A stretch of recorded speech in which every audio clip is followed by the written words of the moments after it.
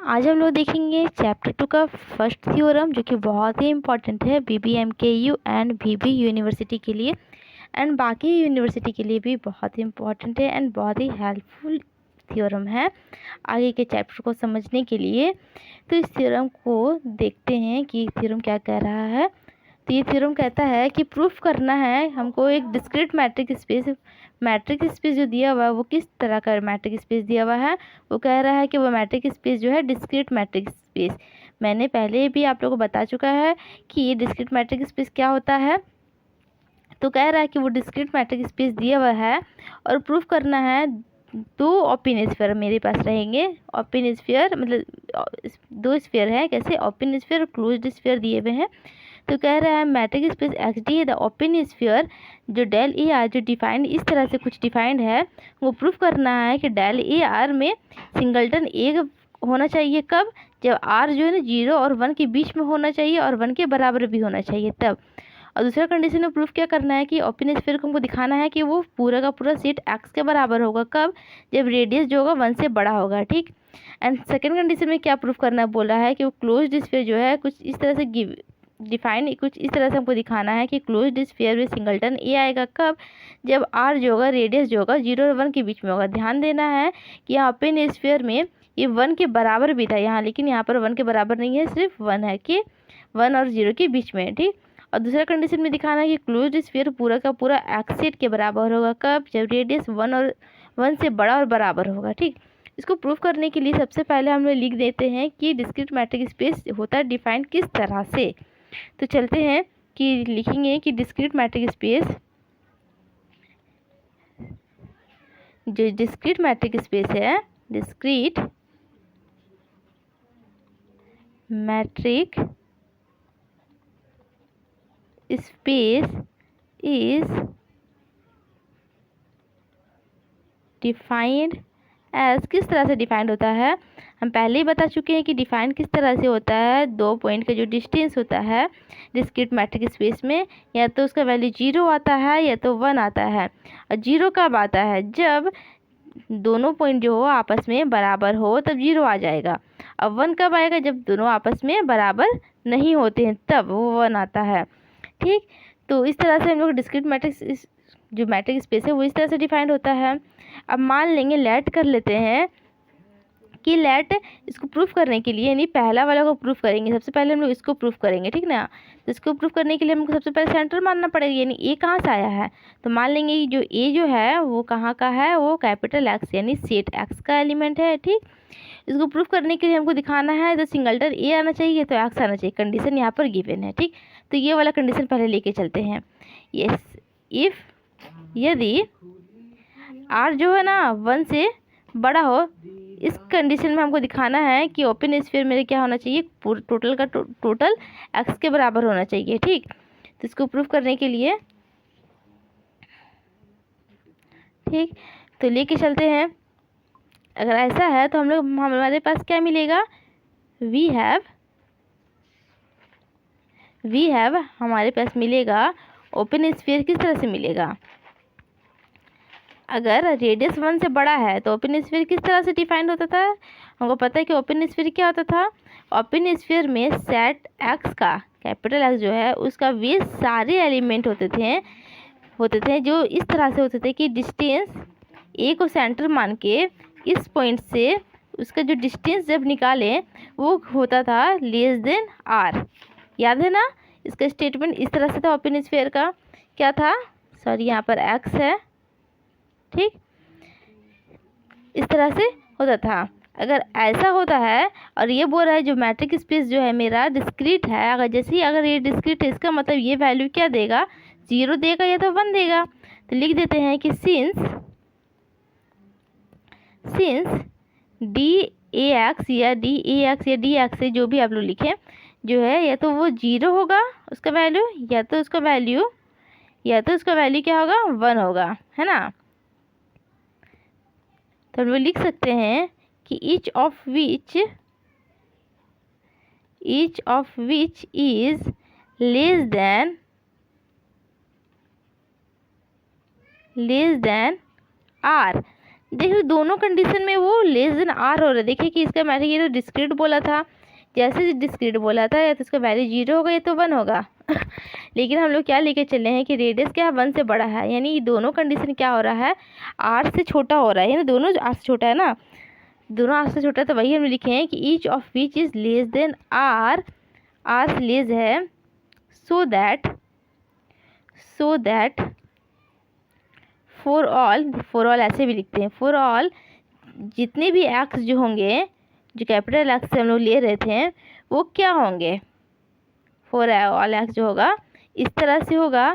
अगर ऐसा for all x जो होगा हम लोग को क्या देगा, वी हैव, हम लोग तब हम लोग क्या गिवन हो जाएगा, वो जो एक्स जो होगा ये कहाँ पर होगा, यानी एक्स का हर एक एलिमेंट किसके अंदर होगा, ओपन स्फीयर डेल ए आर के, है ना।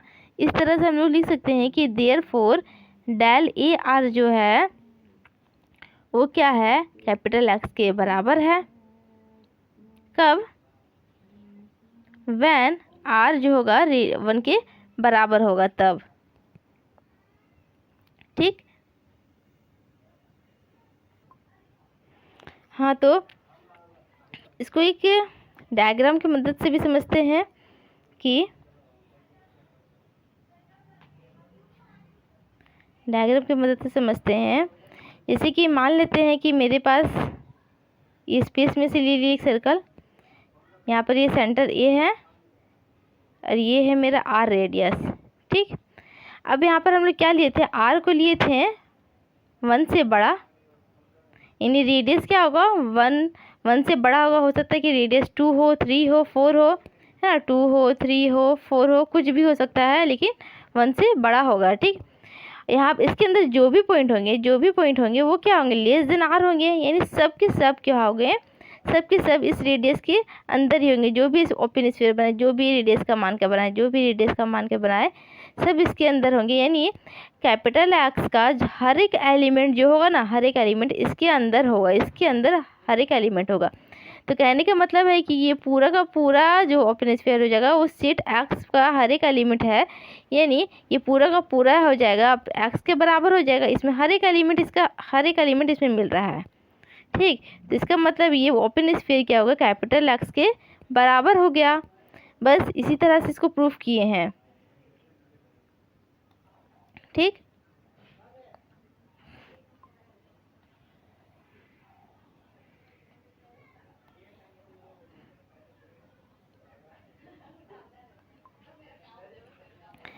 अब सेकंड पार्ट इससे क्या बोल रहा था, इसको दिखाना था।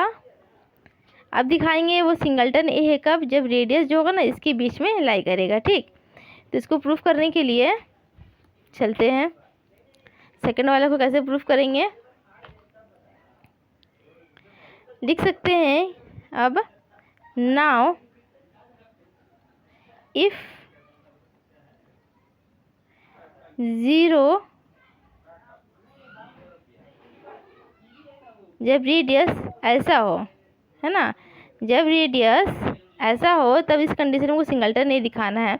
अगर रेडियस ऐसा है तो देन तब ओपन स्फीयर में क्या हो जाएगा, डेल ए आर क्या हो जाएगा, डेल ए आर में क्या होता है, वो होता है एक्स के वे सारे एलिमेंट मौजूद होते हैं इस तरह से कि डिस्टेंस जब निकालते हैं, ये को सेंटर मान के एक्स तक का डिस्टेंस जब निकालते हैं तो वो क्या होता है, वो लेस देन आर होता है। हर एक कंडीशन में वो लेस देन आर ही होगा, सिर्फ क्लोज्ड स्फीयर में इक्वल लगता है, बस ऐसा होता है, ठीक। लेकिन यहाँ पर रेडियस दिया हुआ, इस तरह से रेडियस गिवन है 0 और 1 के बीच में लाई करेगा और 1 के बराबर भी है। तो इसको ऐसा भी लिख सकते हैं कि वो एक्स जो होगा, जो कैपिटल एक्स में बिलोंग कर रहा है, सच दैट डिस्टेंस क्या होगा, ए से एक्स का डिस्टेंस जो होगा वो क्या होगा, 0 होगा, ये 0 के बराबर होगा। और 0 क्या है, आर से छोटा है। कैसे लिखे ये 0, क्यों देखिए यहाँ पर आर दिया हुआ है, जो आर से छोटा कौन है, 0, यहाँ पर आर से छोटा है ये वाला, दैट मीन्स ये क्या है, 0 के बराबर होगा। तब जैसे ही 0 के बराबर होता है, हम लोग डिस्क्रीट मैट्रिक में डिफाइंड होता था कि जैसे ये 0 के बराबर होता है यानी दोनों पॉइंट क्या होगा, आपस में बराबर हो जाएगा। सर दैट इस तरह से हमको लिख सकते हैं कि एक्स जो कैपिटल एक्स में मौजूद है, उसका एलिमेंट है, वहाँ पर एक्स क्या और ए क्या है, इसके तहत हम लोग लिख सकते हैं कि एक्स और ए क्या है, आपस में बराबर हैं। दैट इज़ इस तरह से हम लोग कह दिए कि ओपन स्फीयर जो है, ओपन स्फीयर इस केस में, किस केस में, इस केस में क्या हो गया, सिंगल्टन ए के बराबर हो गया। यानी ओपन स्फीयर में मात्र एक ही एलिमेंट होगा जो कि है वो सेंटर। कब होगा, व्हेन, जब रेडियस 0 और 1 के बीच में लाई करेगा और 1 के बराबर भी होगा। ठीक, अब हम क्या करेंगे, आप क्लोज्ड स्फीयर वाला प्रूफ करना था। क्लोज्ड स्फीयर में क्या कह रहा था, देखिए क्लोज्ड स्फीयर को हमें दिखाना है कि वो क्लोज्ड स्फीयर किस तरह से होगा। सिंगल्टन ए दिखाना है इस कंडीशन में और एक्स दिखाना है इस कंडीशन में। ठीक, तो लेके चलते हैं।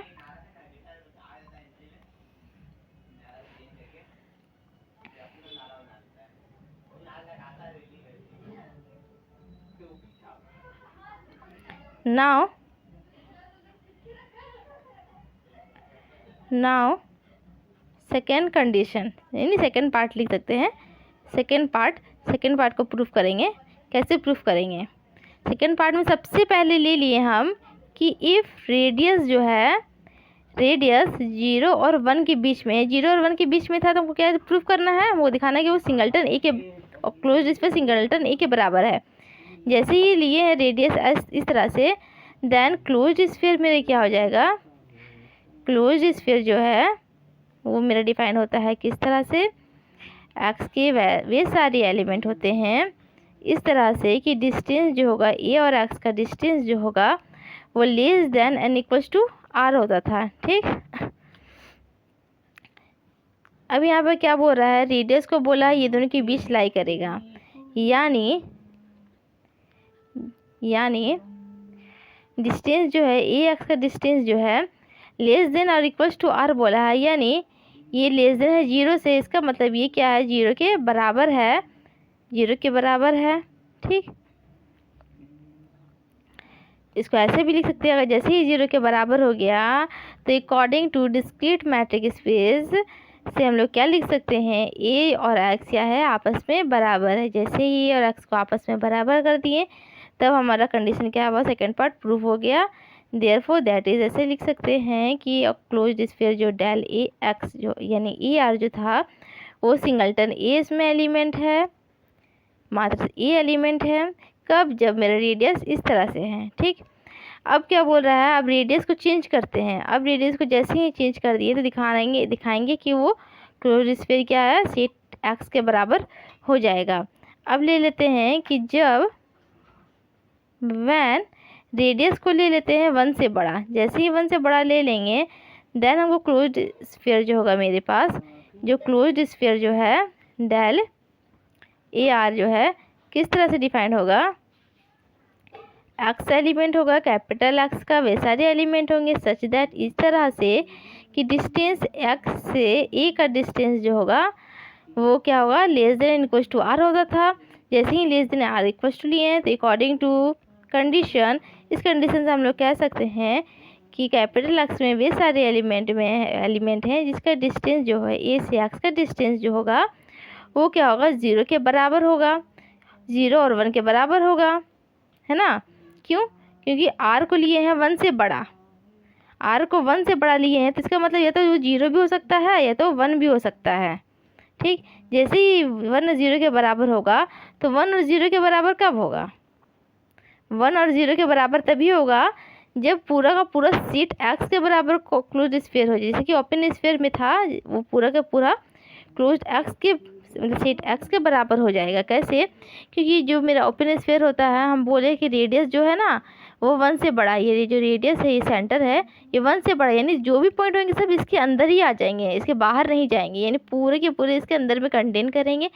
तो हम कह सकते हैं कि ओपन स्फीयर जो था, क्लोज्ड स्फीयर जो था सॉरी, वो क्या सेट एक्स के बराबर है। दैट